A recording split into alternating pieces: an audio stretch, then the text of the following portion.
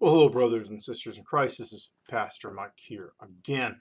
Uh, Last week, I kind of took a bit of a break to kind of recoup a little bit. I was feeling a little bit tired out from certain things, so I took a little time.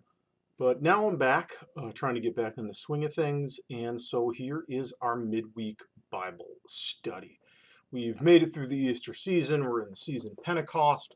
I sometimes call it the Big Green season. And a lot of our texts and our gospel lessons are going to be these lessons where Christ is teaching on topics. So, a lot to get into for some of our Bible studies. And our text, hopefully, as you noticed within the description and some other things, is Matthew chapter 10, verses 24 through 39.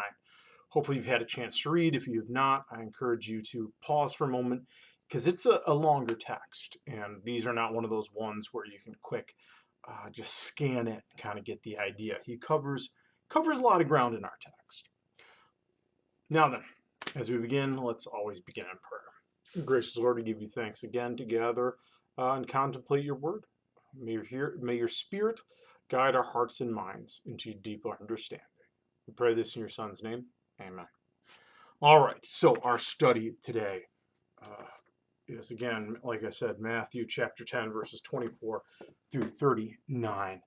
And it is an interesting text that covers a lot of ground. So let's begin. We're going to take a lot of it in pieces. So this chapter continues Jesus' advice to his disciples concerning mission work. It is not going to be easy.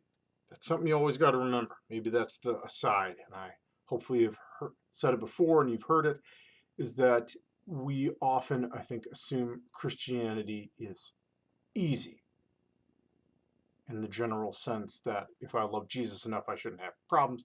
It's not true. In general, being faithful takes work and energy. Jesus says to his disciples, "See, I'm sending you out like sheep into the midst of wolves, so be as wise as serpents and as innocent of doves." Part of the text from last week. Jesus clearly warns his disciples about being abused, betrayed, persecuted, hated, and killed. Now then, this is an interesting question. What makes his disciples continue following him despite these warnings? Take a moment, think about it. I mean, this is a good question. If all of a sudden you were invited to do something and join an organization, and they told you that one of the major side benefits of this organization was abuse, betrayal, and possibly getting killed, that's usually not, how we put it, a smooth sell, if you will.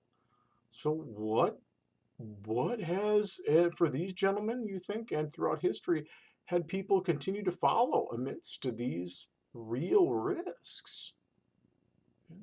That's the interesting thing. There are risks in being a Christian. What is the reality of continuing to follow? And I think for these gentlemen, it was the great reality of they experienced the reality of who Jesus Christ is. They experienced the truth of the presence of God, and in that joy, that peace, that love of God is a grounding to face so many things. And you see it throughout a lot of scripture, and you see it with some of the faithful throughout the generations, that they were willing to risk much. I mean, even Luther, there was much risk in pushing back against the reality of his day, but the grace that he found, I mean, really, he wasn't willing to risk that. Peter, again, he risked much. You look at some of these guys like St. Patrick, so on and so forth. They risked much because they knew the grace of God, and I've often erred in that direction. Grace transforms, and it calls us into risky spots, or as he called them, out onto the water. Question number 2. Why should these disciples have it any easier than their teacher, Jesus? That is one of those key questions. Think about it. Should a student have it easier than the master? That's the key question there. If we're honest about the life of Christ and you look at it, it was not an easy go. he did not have an easy time of it per se. There was struggles. There was risk. The Pharisees and Sadducees were not necessarily really excited to see him at work. And again, numerous people followed him. They loved the message, but when push came to shove, on that Friday afternoon, who was standing there? Nobody. He was with two thieves, and they were all nailed up on crosses. He did not have it easy, period, full stop. Does any follower expect it to be easier? And if they do, is that wise? I would argue no. If we follow him, we're going to end up in probably places similar to where he goes. Again, even as we talk about great sells, I don't think I'm selling it very well, am I?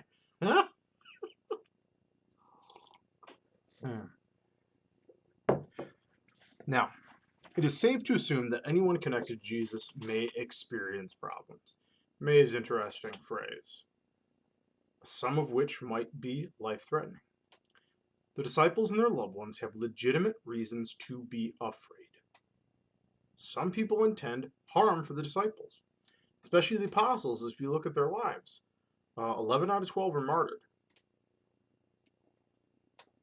But Jesus overrules their fear of the command, so have no fear of them. Interesting. He knows that fear is real. There are things that they should be worried about. But he encourages not to have fear of them. And it's not a random claim, it's grounded in him. Always remember that. Our grounding of dealing with fear is not that the risks aren't real, but how do we deal with them in wise ways, trusting in God. But what is the opposite of fear? What interesting theological and philosophical questions. What is the opposite of fear? I mean, you might have had a lot of gut reactions.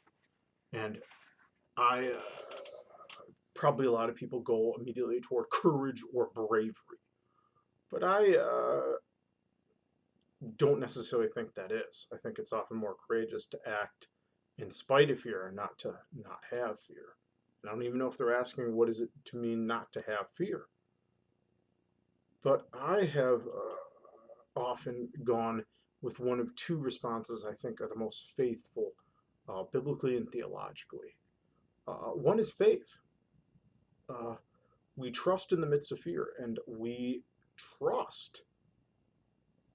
And so we're able to act and move forward. To trust.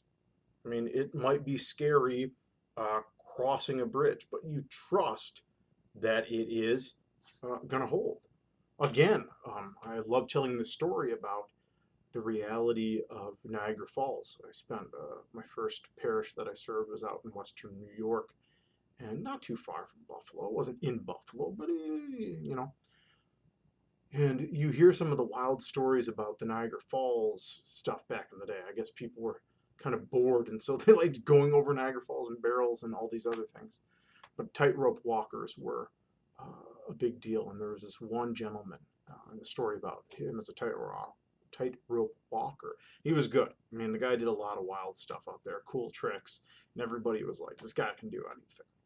And one of the stories goes that he was standing at the edge and was going to do some more, and he offered up this trick. Who thinks, and again, that I can do this trick, that I can carry someone across on my back? And everybody's hand shoots up like, yeah, this guy could totally do it. And then he says, who wants to go? And all the hands went down. Again, crossing a tightrope over Niagara Falls is a scary proposition. But faith, the trust that the guy was able to do it, overcomes that fear. And people didn't have that faith. They acquiesced to it, again, on an intellectual level. But the deep down faith-based level, they did not. And that's how it often is with God. Our fear is overcome by our faith in God, in what he has done in the past and what he continues to do. The other one is love. Again, we hear perfect love casts out fear. It is love that often overcomes our fears. Those are the two things that I often go to. Again, I encourage, if there's questions about these things, feel free to email me, text, some of those sorts of things. Now then, question number 4. If you were afraid and someone told you stop being afraid, would that work? Why or why not? What do you think?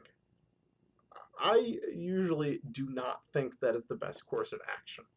Usually, one of the least successful ways to have somebody stop doing something is to blatantly say, don't do that. All right? Hey, are you sad? Don't be sad. That doesn't work. Hey, are you afraid? Don't be. Oh, thanks, man. Thanks for pointing out I shouldn't be. It is a very, very unhelpful thing. But that question I find hilariously because I don't think that Jesus is just telling him, don't be. I don't think Jesus is just being like, don't be afraid, guys. No, whatever.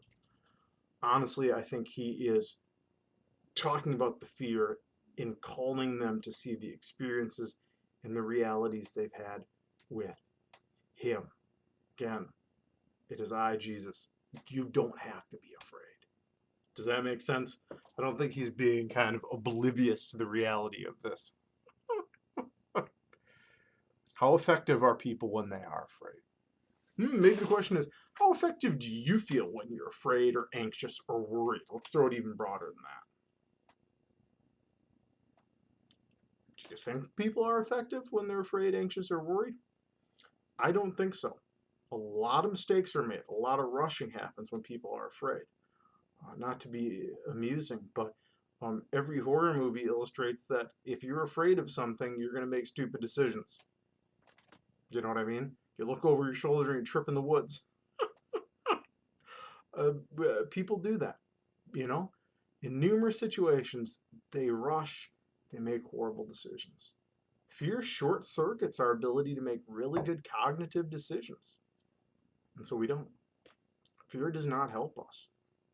And you know, the old phrase, you have nothing to fear but fear itself, is interesting. Because in some ways, it's right. Because the more afraid we are, the more we mess up and the more we dig ourselves in a hole. Interesting things to think about there. Let's go on. That was question number 5. Jesus does more than speak words to counter the fear of the disciples. He reminds the disciples of the care and concern of God towards them. Although some may fall to bodily harm, God protects the spirit and those who believe in God. There is no doubt God values and cares for humans more than sparrows. Again, that analogy puts out, look, if I know what's going on with these birds, I'm going to know what happens with you. Especially those humans who acknowledge Jesus before others. Those who deny Jesus before God are right to be filled with fear, a fear of God. It's interesting. Paraphrase Matthew 26 through 33. What is Jesus trying to say? Isn't that an interesting question? 26 through 33. I mean, there is a lot going in there. And paraphrasing something with that much going on is interesting with me. You have, again, the don't be afraid. You have the everyone who acknowledges me before the Father. You have even begins, don't fear because anything that's covered will become uncovered. It is really, really, really in many ways trying to lay out, maybe this is how I do it, things that people can often be afraid of, or things that they will encounter that could cause fear. And he's trying to lay out the realities and the truth to kind of counter those things. I don't know if that's helpful, but again, sometimes paraphrasing what Jesus says is very difficult. More often than not, when you're dealing with Jesus, you got to unpack, not shorten it. How does God demonstrate care for humanity? I mean, there's allusions to this in the text, but think about it. How does God show care for all of those things that he created?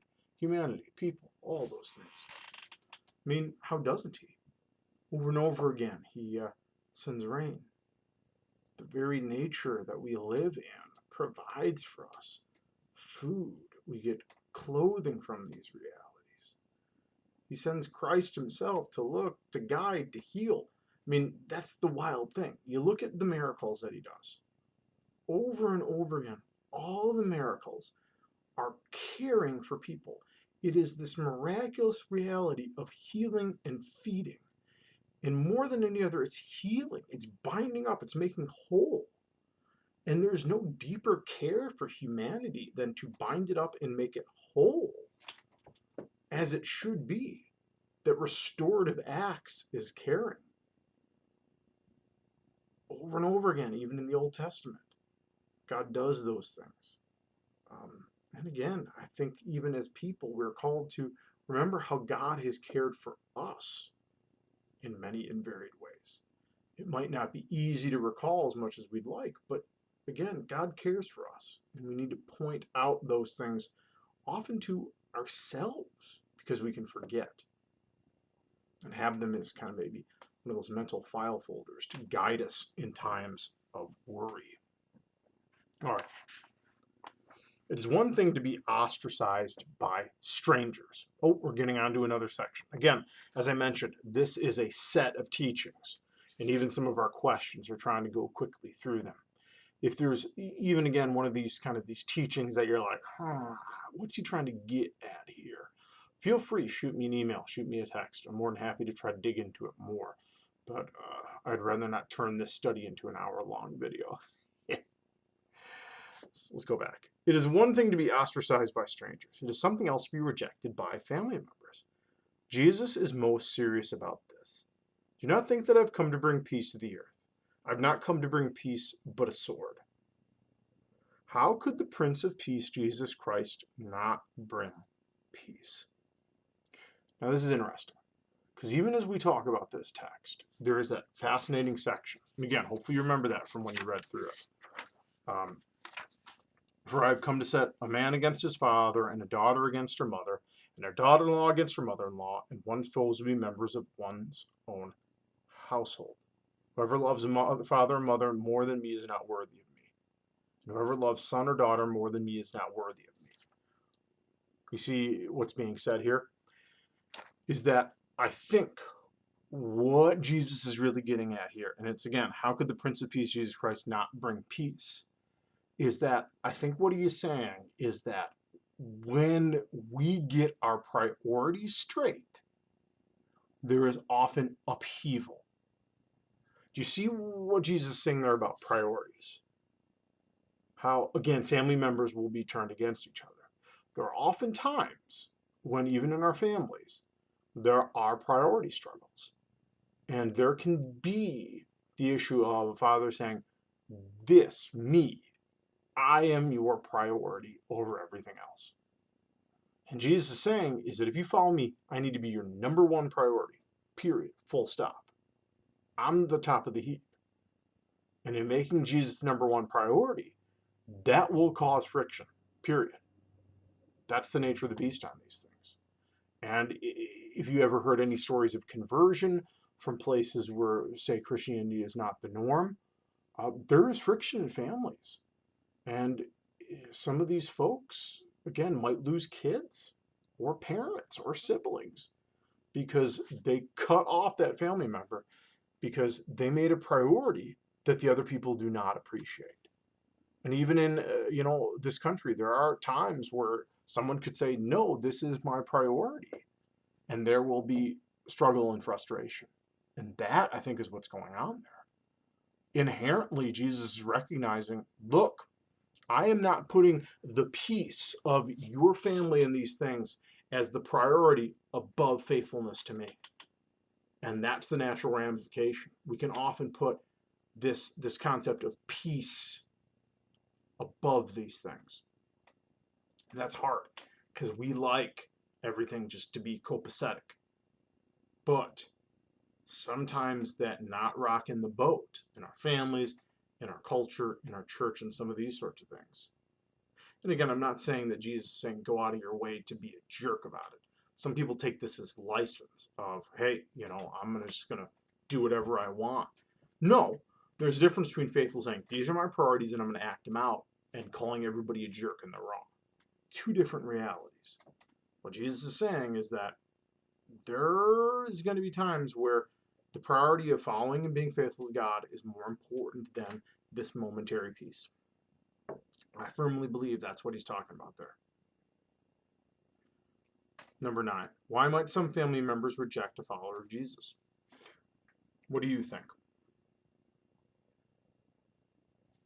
Obviously, some of my rant on question 8 is inherently connected to 9 and some of the priorities, where the priorities don't match.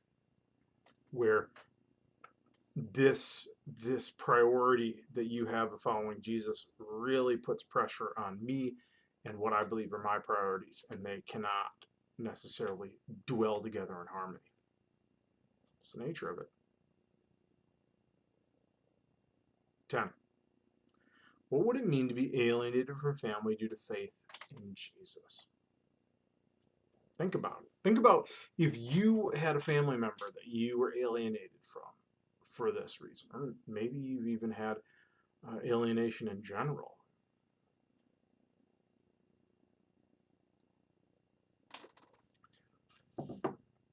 How would it feel? Not good. I mean, anytime you're alienated to people that are important to you, it hurts.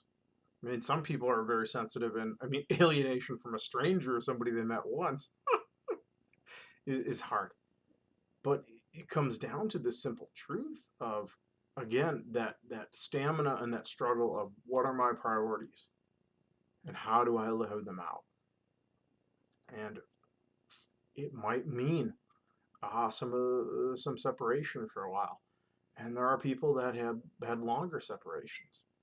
I've known individuals who have converted to Christianity, and there was at the beginning deep rifts, but there seemed to be a balance and an interesting piece later on when people were able to reevaluate of, hey, here are my priorities, here are your priorities.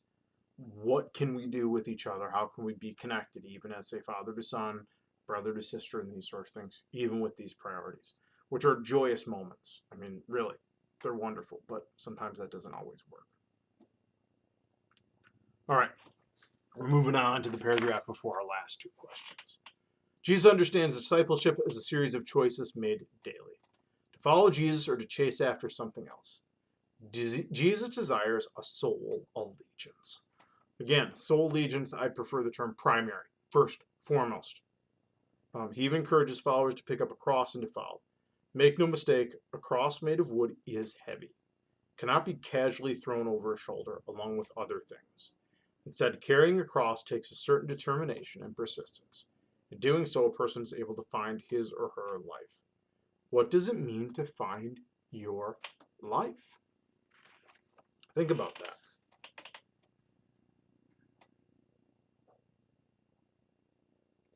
What does it mean to find your life? Again, it's interesting. Life can mean numerous things. Is it a simple biological life? Or is it more? Is it life with meaning and purpose and this fullness, this abundant life he talks about in John? And I think that's what it is.